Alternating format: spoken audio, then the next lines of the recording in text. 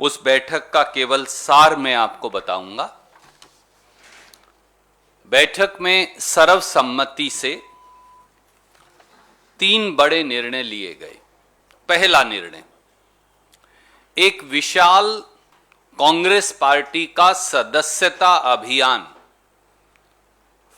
Printed forms और digital दोनों के माध्यम से 1 नवंबर 2021 से 31 मार्च 2022 तक चलाया जाएगा। ये निर्णय भी लिया गया कि हर वार्ड, हर गांव, हर मोहल्ले के अंदर कांग्रेस के नेतागण कांग्रेस की सदस्यता फॉर्म को लेकर जाएंगे और ज्यादा से ज्यादा जनमानस को कांग्रेस से जोड़ेंगे। ये निर्णय भी लिया गया कि आज के दिन जब अनुसूचित जाति, अनुसूचित जनजाति, पिछड़े वर्ग, अल्पसंख्यक, महिलाएं सरकार की बेरहम नीतियों की मार झेल रहे हैं, तो कांग्रेस के सदस्यता अभियान को उस पीड़ा से जोड़ा जाएगा और बाकायदा इस बात के लिए जागरण किया जाएगा, जागृति पैदा की जाएगी कि पेट्रोल के दाम, डीजल के दाम, रसोई गैस के दाम, खाना पकाने के तेल के दाम, सब्जियों के दाम, दूसरी खाद्य वस्तुओं के दाम, और जिस प्रकार से अफरा तफरी का अर्थव्यवस्था का माहौल है जिसमें करोड़ों बेरोजगार हो गए हैं और युवाओं के लिए रोजगार नहीं, उसका एक ही सॉल्यूशन है, एक ही हल है, और वो है कांग्रेस पार्टी के सदस्यता अभियान से जुड़ना। कांग्रेस के सदस्यता अभियान से जुड़िए, कांग्रेस की नीतियों से जुड़िए, भाजपा से निजात दिलवाइए देश को और इसे देश का सबसे बड़ा सदस्यता अभियान बनाइए। दूसरा पहलू, जिस प्रकार का नफरत, बंटवारे और एक दूसरे को लगातार छीछा लेदर करने, वो सोशल मीडिया हो जहां मीडिया के साथियों को भी सही बात कहने से गंदी गालियां दी जाती हैं, वो सामाजिक ताना बाना हो जहां एक हिंदुस्तान के एक बॉलर को उसके धर्म के आधार पर प्रताड़ित किया जाता है, वो आम जनमानस हो, अगर वो मोदी जी या भाजपा की नीति पर सवाल खड़ा कर देगा तो उस पर एफआईआर दर्ज करवा महीनों तक जेल के अंदर ठूस दिया जाता है। एक पूरा जो नफरत का वातावरण है, उस नफरत के वातावरण को जिसमें हिंदुस्तान के संविधान और प्रजातंत्र दोनों पर हमला है, उससे लोहा लेने के लिए एक वैचारिक जंग का ऐलान, एक वैचारिक लड़ाई का ऐलान ट्रेनिंग प्रोग्राम्स के माध्यम से कांग्रेस पार्टी ने करने का निर्णय लिया, जिसमें प्रदेश और देश के सबसे बड़े नेता भी शामिल हों और साधारण से साधारण कार्यकर्ता भी शामिल हो। और तीसरा पहलू था एक व्यापक जमीनी आंदोलन। कांग्रेस अध्यक्षा के नेतृत्व में खास तौर से राहुल गांधी जी ने जो बात इस पूरी बैठक में कही, ये निर्णय लिया गया कि केवल एक रास्ता है और वो रास्ता है एक व्यापक जमीनी आंदोलन। कांग्रेस पार्टी ने उसे जन जागरण अभियान का नाम दिया है, एक नई जागृति जनता में पैदा करने का। और 14 नवंबर से लेकर 29 नवंबर 2021 तक पहला चरण इसका हमने लागू करने का निर्णय किया है। दूसरे चरण की घोषणा बाद में करेंगे और उसमें इन सब बातों पर लेकर डूबती अर्थव्यवस्था, जाती नौकरियां, कटती तनख्वाहें, बंद होते उद्योग, लुटते छोटे छोटे दुकानदारों के धंधे, पेट्रोल, डीजल, गैस आम जनमानस की पहुंच से बाहर, खाना पकाने के तेल से लेकर खाना खाने की सब वस्तुएं आम आदमी के बजट से बाहर, इन सब को लेकर एक व्यापक जन जागरण आंदोलन की शुरुआत करने का आह्वान किया और जिसमें सब लोग हिस्सा लेंगे। आखिर में कांग्रेस पार्टी की इस विशेष बैठक ने, जिसमें पूरे देश के नुमाइंदे थे, उन्होंने यह स्वीकार किया कि आज भाजपा आरएसएस का नफरत और बंटवारे का एजेंडा जो है, उससे भारत का प्रजातंत्र खतरे में है। मैं फिर दोहराऊंगा, इस बैठक ने यह स्वीकार किया कि भारत का प्रजातंत्र और भारत के संवैधानिक मूल्य, भाजपा आरएसएस ने संविधान पर भी हमला बोला है और प्रजातंत्र पर भी हमला बोला है और भारत मां को जख्म दिए हैं, भारत मां के बच्चों को जख्म दिए हैं जो नासूर बन गए हैं। और इन जख्मों को भरने के लिए जो हमारी भारतीय संस्कृति का वसुधैव कुटुंबकम, जो हमारा पुराना सिद्धांत है प्रेम और भाईचारे का, उसके लिए भी निर्णायक लड़ाई लड़नी पड़ेगी। यह इस बैठक का सार था। इससे पहले कि मैं आपके प्रश्न लूं, हम एक बहुत सनसनीखेज दूसरी बात और आपके बीच में लेकर आए हैं। अक्सर हम एक विषय से दूसरे विषय को नहीं जोड़ते, पर आज एक विशेष दिन है। मेरे साथ मेरे साथी दिनेश गुंडू राव जी हैं, जो गोवा और तमिलनाडु दोनों के प्रभारी हैं। और कल शाम को एक टेलीविजन चैनल के माध्यम से महामहिम के राज्यपाल के पद पर बैठे, भाजपा द्वारा, प्रधानमंत्री जी द्वारा, गृह मंत्रालय द्वारा मनोनीत राज्यपाल के पद पर बैठे श्री सत्यपाल मलिक जी ने जो एक सनसनीखेज खुलासा किया है, उससे खूब खाऊंगा और खूब खिलाऊंगा, यह भाजपा की नीति है, उसकी पोल खुल गई है। चार बातें मैं कहूंगा और फिर दिनेश जी उसमें अपनी बात जोड़ेंगे और हम आपके सवाल लेंगे। सत्यपाल मलिक जी अक्टूबर 2019 से अगस्त 2020 तक गोवा के गवर्नर थे। भारतीय जनता पार्टी ने उन्हें गवर्नर नियुक्त किया था। जो उन्होंने कहा, पहले मैं कोट अनकोट में आपको पढ़कर बताऊंगा और फिर तीन बातें उससे जोड़ूंगा। उन्होंने कहा, there was corruption, and I quote, there was corruption in everything the Goa government did. Its plan on door-to-door distribution of ration during COVID was impossible. It was done on the insistence of a company that paid money. I was asked by people, including those in opposition, to investigate the matter. I probed the matter and informed the Prime Minister. The PM asked the same people who were behind the plan about the allegation. It is obvious those involved will not accept what they did. In the end, I was removed and the CM was retained. साथियों, राज्यपाल के संवैधानिक पद पर बैठे एक व्यक्ति ने न केवल गोवा के भाजपा के मुख्यमंत्री, बल्कि देश के प्रधानमंत्री की भूमिका को ही संदेह नहीं, शायद सच्चाई के इल्जामों के कटघरे में लाकर खड़ा कर दिया है। तीन बड़ी बात उन्होंने कही। पहली, उन्होंने कहा कि डोर टू डोर डिलीवरी पर बैन लगा दिया गया कोरोना के दौरान गोवा में बीजेपी की सरकार के द्वारा, वहां के मुख्यमंत्री सावंत साहब के द्वारा, और सारा ठेका एक विशेष कंपनी को दिया जिससे रिश्वत ली गई। यह मैं नहीं कह रहा, ये दिनेश गुंडू राव जी नहीं कह रहे, ये गोवा के उस समय के गवर्नर कह रहे हैं, जो आज भी महामहिम के पद पर हैं। गवर्नर ये कह रहे हैं कि गोवा की बीजेपी की सरकार ने मूलभूत इस्तेमाल की चीजों की खरीद पर बैन लगाकर एक कंपनी से पैसे लेकर डोर टू डोर डिलीवरी का इंतजाम किया, जिसका उपभोक्ता गोवा के लोगों ने।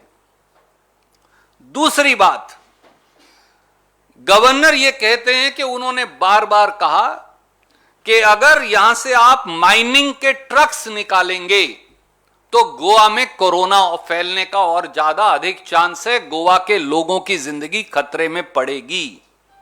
इसके बावजूद भी भाजपा के गोवा के मुख्यमंत्री ने माइनिंग माफिया से मिलकर वो ट्रक निकालने की इजाजत दी। नतीजा क्या है? गोवा में 1,77,915 लोग कोरोना वायरस से ग्रस्त हुए और 3,358 गोवा के नागरिकों की मौत हुई। क्या ये सारा काम भी उसके अंदर उनकी जिम्मेवारी नहीं? हमारी इसलिए सीधे सीधे 5 छोटे से सवाल हैं और मांग हैं। गोवा के मुख्यमंत्री और गोवा की भाजपा सरकार को वहां के महामहिम द्वारा भ्रष्टाचार में संलिप्त पाए जाने के इल्जाम के बाद एक दिन भी सत्ता में बने रहने का अधिकार नहीं। गोवा के मुख्यमंत्री और पूरी कैबिनेट को बर्खास्त किया जाए। दूसरा, गोवा के मुख्यमंत्री और मंत्रिमंडल के वो सब लोग और अधिकारीगण जो इसमें संलिप्त थे, उन पर एफआईआर दर्ज कर बाकायदा जांच बिठाई जाए। और क्योंकि यहां बिल्ली दूध की रखवाली है, प्रधानमंत्री को जब भ्रष्टाचार के बारे में बताया गया तो उन्होंने गवर्नर को हटा दिया, मुख्यमंत्री को हटाने की बजाय। इसलिए सुप्रीम कोर्ट के सिटिंग जज के नीचे यह जांच हो। तीसरा, ईडी, एसएफआईओ और सीबीआई की एक पैरेलल जांच भी गोवा के मुख्यमंत्री और भाजपा सरकार के लोगों के खिलाफ खोली जाए। चौथा, देश के प्रधानमंत्री जवाब दें। यह खबर है आज गोवा के सबसे प्रोमिनेंट अखबारों की, उस पर लिखा है Goa CM is corrupt, he was retained, I was removed. यह मैं नहीं कह रहा, यह दिनेश गुंडू राव नहीं कह रहे, ये वहां के महामहिम राज्यपाल कह रहे हैं, जो आज भी राज्यपाल हैं। तो ऐसे में प्रधानमंत्री की भूमिका अब सीधे सीधे उस पर उंगली उठी है। जब आपके महामहिम राज्यपाल ने गोवा में बीजेपी के मुख्यमंत्री और सरकार द्वारा भ्रष्टाचार की बात कही, तो प्रधानमंत्री जी, आपने भ्रष्टाचारी भाजपा सरकार को हटाने की बजाय वहां के महामहिम राज्यपाल को क्यों हटा दिया? और सच यह है कि गोवा जैसे दूसरे प्रदेशों में भी डबल इंजन की सरकारें अब डबल भ्रष्टाचार की सरकारें बन गई हैं। इससे पहले कि हम आपके प्रश्न लें, मैं अनुरोध करूंगा मेरे साथी और गोवा के प्रभारी दिनेश गुंडू राव जी से कि वो आपको अपनी बात इस विषय पर रखेंगे और फिर हम दोनों विषय पर सवाल लेंगे। Thank you, Surjewala ji. What the Congress party had always been alleging, and what the people of Goa always knew, that one of the most corrupt governments in this country is the Goa government. Because this is a government formed on the basis of corruption, on a foundation of defections, on inducements, bribery, and it is not a legitimate government. It was a government which was rejected by the people but still formed by the back door. So yesterday's statement made by Governor Shri Satyapal Malik just exposes the reality of what is happening in Goa. Because this is a person who is not an ordinary man. He was the governor of Goa during the pandemic period. He had access to information. The Congress party had told and demanded the governor at that point of time that there is corruption going on and this matter should be looked into. And he has looked into the matter. He has found that our allegations were true. And after ascertaining the facts, as a governor, he has done his job in informing the center. He has informed the Prime Minister. So what more damaging than this can be of the role of the Prime Minister and the role of the Chief Minister in protecting and indulging in corruption? The Chowkidar who is supposed to safeguard our country and protect the country's assets and to protect the expenditure that the government does, when he finds out information from his own governor, who he has appointed by recommending his name to the President of India, when he gets such an information, what has the Prime Minister done? He has removed the governor who told him about this naked corruption taking place in Goa. So what does that mean? It means Chaukidar chor hai, Chaukidar bagidar hai. That is a clear inference that we can make from this whole episode, what Satyapal Malik ji is saying. And he has also said that anything and everything in Goa, in the government of Goa, was for sale, and there was corruption everywhere. So I think there are two things that the Prime Minister should do. Either he should sack the CM of Goa immediately, order an investigation into this whole matter, tell his agencies to look into this entire episode and unearth the truth, or he should come out with the facts is directly protecting these corrupt people. So I think I don't want to add anything more than that, but to say that Pramod Sawant has got no moral right to continue as Chief Minister. If he has any iota of morality, he should quit himself, and the government should take immediate action and constitute an inquiry on this whole matter. Thank you. Thank you. Any questions you are welcome to ask. Looks like, sir, that the BJP government in the center will take any action so far. You came yesterday, no word from them. Is the Congress party planning to go to court or any other step with the Congress party planning? Corruption here is writ large. Bribery here is nakedly apparent. The constitutional oath of integrity is dead. The accountability to people has been buried 100 feet under the ground by Mr. Sawant, his team, and the Bharatiya Janata Party. And the sad part is, the Prime Minister of India was aware of it, but he decided to shoot the messenger instead of punishing the corrupt. Goa is about to go to polls, led by our in charge, Shri Dinesh Kundu Rao, our PCC and CLP. We will ensure that a government of the corrupt and a government for the corrupt, which is the Goa BJP government, is not only shown the door, but the next Congress government, if the present Prime Minister does not hold an inquiry, will lodge appropriate FIR under the Prevention of Corruption Act and see to it that every single penny looted by the BJP government belonging to Goans is recovered and people are punished. We will also expose them in people's court. The ball today is in Prime Minister's court, and with folded hands we say to you, Mr. Prime Minister, it is your credibility that is at stake. आदरणीय मित्र, भ्रष्टाचार के कपड़े उतरकर सामने अनावरण होकर निर्वस्त्र होकर सामने खड़ा है भाजपा का। भाजपा का भ्रष्टाचार निर्वस्त्र आपके सामने खड़ा है। संविधान की शपथ लेकर ईमानदारी से सरकार चलाने का वादा सैकड़ों फीट जमीन के नीचे गड्ढे में दबा दिया गया है, और नैतिकता और जिम्मेवारी ये दोनों पैसों की वेदी पर भेंट चढ़ गए हैं। अब सारी जिम्मेवारी प्रधानमंत्री जी के द्वार पर है।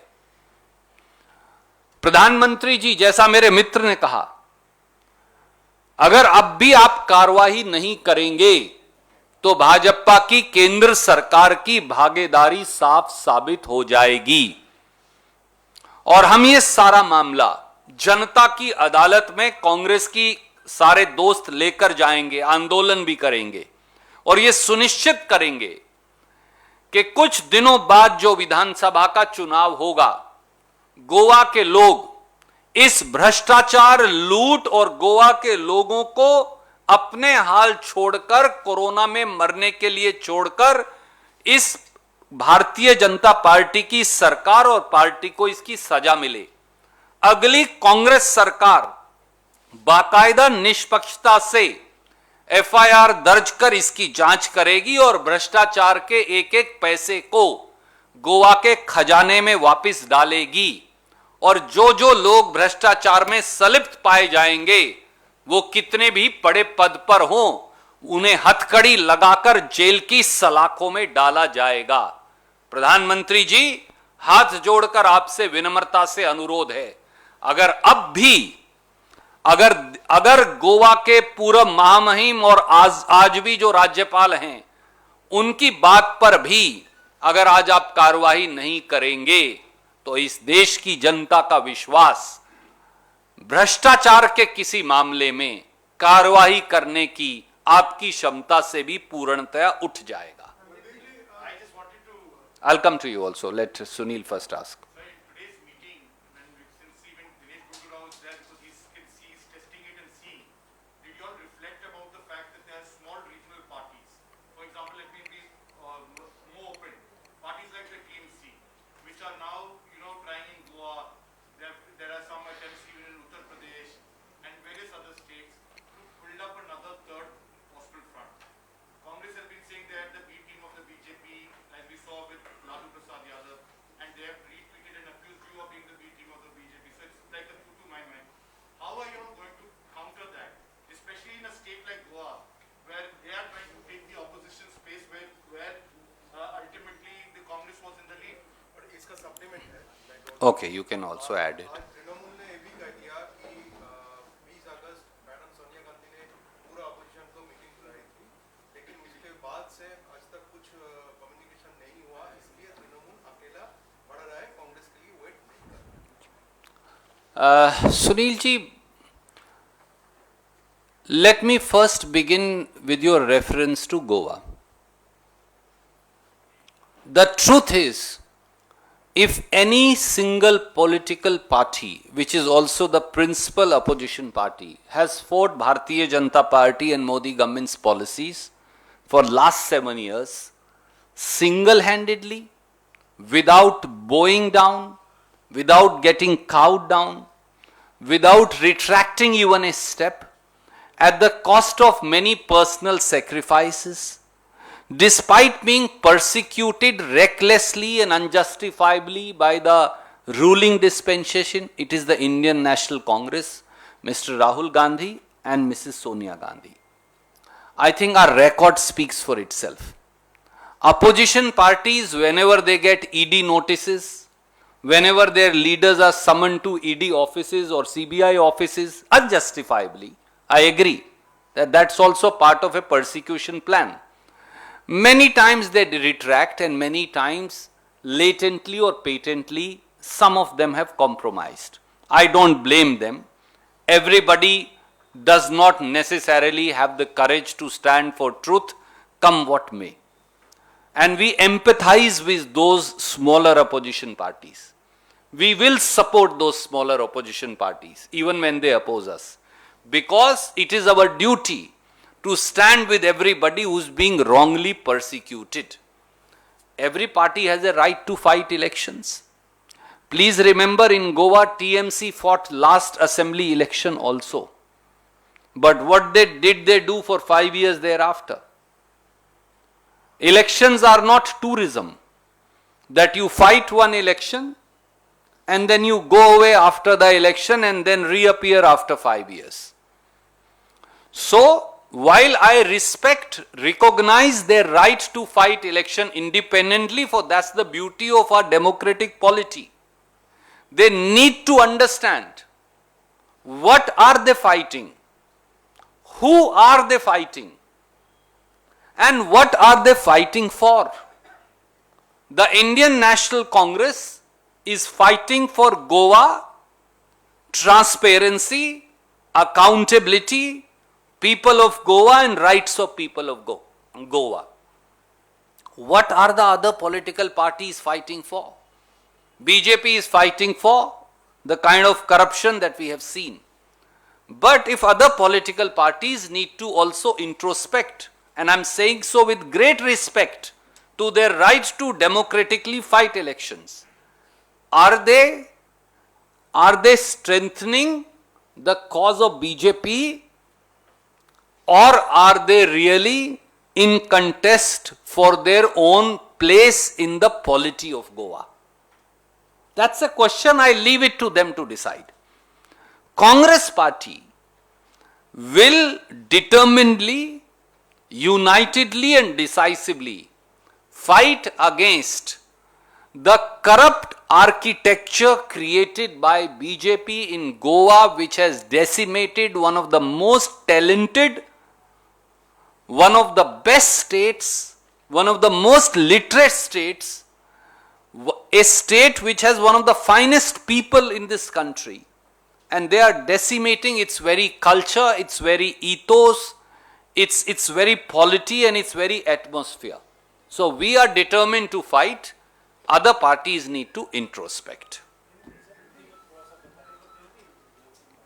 आदरणीय मित्र, भारतीय राष्ट्रीय कांग्रेस ने पिछले 7 साल से लगातार बगैर झुके, बगैर डरे, बगैर दबे मोदी सरकार की लोक विरोधी नीतियों से लोहा लिया है।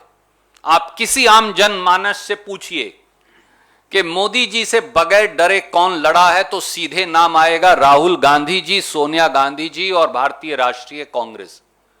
क्योंकि ये हम हमारा दायित्व और जिम्मेवारी मानते हैं जो देश के प्रति है। अगर देश प्रेम की कोई सही परिभाषा है तो मोदी सरकार की लोक विरोधी नीतियों से लगातार लड़ना है। हमने अनेकों जुल्म सहे पिछले 7 साल में।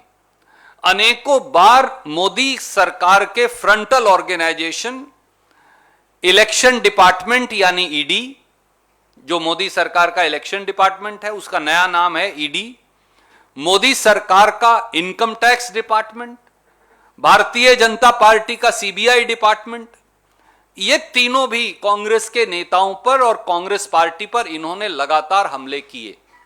पर हम उस हमले से छाती अड़ाकर जूझे और लड़े। कई और राजनीतिक दलों पर भी नाजायज ईडी, सीबीआई इत्यादि का इस्तेमाल किया गया। जब जब उन्हें ईडी के दफ्तर में बुलाया जाता है तो कई बार छोटे राजनीतिक दल घबरा भी जाते हैं। पर मुझे इससे उनसे कोई द्वेष नहीं। मैं भारतीय राष्ट्रीय कांग्रेस की तरफ से फॉर्मली ये कहता हूं कि वो चाहे छोटे राजनीतिक दल हमारा विरोध भी करें, हम फिर भी उनके साथ खड़े होंगे, क्योंकि हमारी जिम्मेवारी अन्याय के खिलाफ लड़ना है। वो हमारे साथ हो या इस देश के किसी दूसरे राजनीतिक दल या व्यक्ति विशेष के साथ हो। हां, गोवा की अगर मैं बात करूं तो पिछली बार भी विधानसभा के चुनाव में 5 साल पहले टीएमसी ने चुनाव लड़ा था। चुनाव लड़ने के बाद वो 5 साल कहां गए? वो वापस चले गए। अब जब चुनाव आया है तो फिर वापस आ गए। चुनाव कोई टूरिज्म नहीं है कि जो आप गोवा में 5 महीने 2 महीने के लिए टूरिज्म के लिए गए और फिर वापस चले गए। ये गोवा के जो सबसे गुणी, अच्छे, बहादुर लोग हैं, वहां एक अच्छी, पारदर्शी और ईमानदार सरकार देने की लड़ाई है जो कांग्रेस कर रही है और करती रहेगी। हम हर राजनीतिक दल को अधिकार है चुनाव लड़ने का, समेत टीएमसी के, और मैं इसका सम्मान करता हूं। पर उन राजनीतिक दलों को जरूर अपने पुराने व्यवहार और इतिहास को लेकर अंतरात्मा में झांककर देखने की आवश्यकता है कि क्या वो अपने कार्यकलाप से भाजपा को मजबूती तो नहीं दे रहे या भाजपा को कवर फायर तो नहीं दे रहे। फिर भी वो लड़ना चाहें, उनका स्वागत है, क्योंकि ये प्रजातांत्रिक अधिकार है। कांग्रेस जरूर गोवा के लोगों की प्रभुसत्ता के लिए, जनता की प्रभुसत्ता के लिए, गोवा में ईमानदार, पारदर्शी और एक स्वच्छ प्रशासन देने के लिए लड़ती रहेगी। बाकी राजनीतिक दलों को अपने विवेक से निर्णय लेना पड़ेगा। धन्यवाद। देखिए, अब मैं अगर इतने आगे भविष्य में देख सकता तो आपके समाचार पत्र और टेलीविजन मुझे कंसल्टेंट रख लेते। सोनिया गांधी ने एक और बात कही, पार्टी के नेताओं को कहा कि अनुशासन में रहने की जरूरत है। क्या सोनिया गांधी G23 के नेताओं और सिद्धू सहित इतनों को नसीहत दे रही थी? देखिए, श्रीमती सोनिया गांधी जी द्वारा कहा गया हर शब्द महत्वपूर्ण है। वो व्यक्ति विशेष के लिए नहीं, ना किसी समूह के लिए, वो सबसे पहले कम्युनिकेशन डिपार्टमेंट के प्रमुख के तौर पर मेरे लिए है। मेरे साथी बैठे हैं दिनेश जी, इनके लिए है। क्योंकि सोनिया गांधी जी और कांग्रेस की विचारधारा है कि हमें अन्याय के खिलाफ लड़ना है, हमें भेदभाव के खिलाफ लड़ना है, हमें जनता पर और संविधान पर और प्रजातंत्र पर होते हुए हमले के खिलाफ लड़ना है। और सामने चाहे कोई ऐसा व्यक्ति भी हो जो हमारा विरोध करे, अगर उसके अधिकारों का हनन हो रहा है, अगर आप किसी पत्रकार मित्र को महीनों तक जेल में ठूसा जा रहा है, तो चाहे आप मेरी आलोचना भी करें, मैं आपके लिए लड़ूंगा। और उस अनुशासन को मुझे तोड़ना नहीं। और उस अनुशासन के लिए यह अनिवार्य है कि मेरी आवाज एक हो, मेरे यहां से दो स्वर ना हो, मेरा और दिनेश गुंडूराव जी का स्वर अलग अलग ना हो। हम दोनों मिलकर न्याय और असमानता के खिलाफ लड़ें, यही उनकी नसीहत है। और मुझे लगता है कि बड़े से बड़े नेता और छोटे से छोटे कार्यकर्ता को पार्टी की अध्यक्षा जी की इस नसीहत को सकारात्मक रवैये से अपनी अंतरात्मा में ढालकर जरूर सोचना चाहिए। धन्यवाद जी।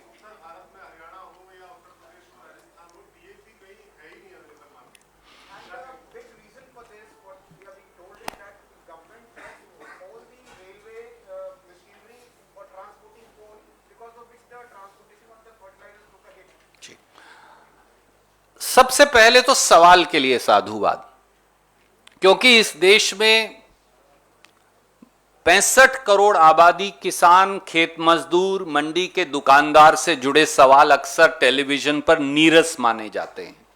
तो इसलिए मैं हाथ जोड़कर आपको साधुवाद दूंगा दोनों को। Sir, can I first answer this question that I am answering? आज पूरे उत्तर भारत में और देश में किसान त्राही त्राही कर रहा है। क्या मोदी जी ये जानते हैं कि खाद थानों में बंट रही है? क्या मोदी जी ये जानते हैं कि 3 दिन, 4 दिन, 7 दिन से हमारी माएं, हमारी बहनें, हमारे बुजुर्ग लाइनों में लगे बैठे हैं एक कट्टा डीएपी खाद के लिए? क्या भारतीय जनता पार्टी ये जानती है कि एक कट्टा डीएपी खाद की कीमत आज 3000 रुपया से ज्यादा है? जो खाद के डीलर हैं वो आपको 5 चीज और जबरन खरीदवा रहे हैं और सरकारें खरीदवाने की इजाजत दे रही हैं। 3500-4-4 हजार रुपया में एक डीएपी खाद का कट्टा मिलता है। और जितनी खाद डीएपी की बुआई के सीजन के लिए डलेगी उसका 1/3 कोटा भी नहीं मिल पा रहा। पहले तो आपने खाद के दाम औने पौने बढ़ा दिए, जब राहुल गांधी जी और कांग्रेस ने विरोध किया दाम घटा दिए, पर खाद मंगवाई ही नहीं। 3 कारण हैं। नंबर 1, इस देश में जो डीएपी की खाद है उसकी काला बाजारी हो रही है और मोदी सरकार वो काला बाजारी करवा रही है, मेरा यह सीधा इल्जाम है। दूसरा कारण, खाद का एक बड़ा हिस्सा विदेशों से आयात होता है, इनपुट्स का। मोदी सरकार डीएपी खाद और उसके लिए जो बनाने के लिए इस्तेमाल की जाने वाला सारा रॉ मटेरियल है उसे आयात करना ही भूल गई। क्योंकि खाद का धंधा भी, अगर खाद नहीं मिलेगी तो किसानी नहीं चलेगी, किसानी नहीं चलेगी तो 3 काले कानून जल्दी लागू कर 25 लाख करोड़ का खेती व्यापार अपने मित्रों को बेचने में आसानी हो जाएगी। तो किसान को अगर खाद नहीं मिल रही तो ये 3 काले कानून लागू करने के षड्यंत्र का हिस्सा है। और तीसरा, खाद का जो कारण वो रेल ट्रैक्स, जो रेलवे वेगन्स दे रहे हैं, वो भी सही नहीं पूरा। बाकायदा डेडिकेटेड फर्टिलाइजर मूवमेंट का एक स्केड्यूल है जो 25 साल से कांग्रेस ने बना रखा है, उस स्केड्यूल को एडहियर नहीं किया गया। और ट्रांसपोर्टेशन जो बाय रोड हो सकता था उसे भी एडहियर नहीं किया गया। तो इन तीनों कारणों से हिंदुस्तान में डीएपी खाद की आर्टिफिशियल कमी की गई है। आखिर में लक्ष्य केवल एक है, किसान को मारो और मित्रों को जिताओ। पर मोदी जी, इस किसान को माफ कीजिए, कोई हरा नहीं पाया, क्योंकि भगवान किसान के साथ है। धन्यवाद।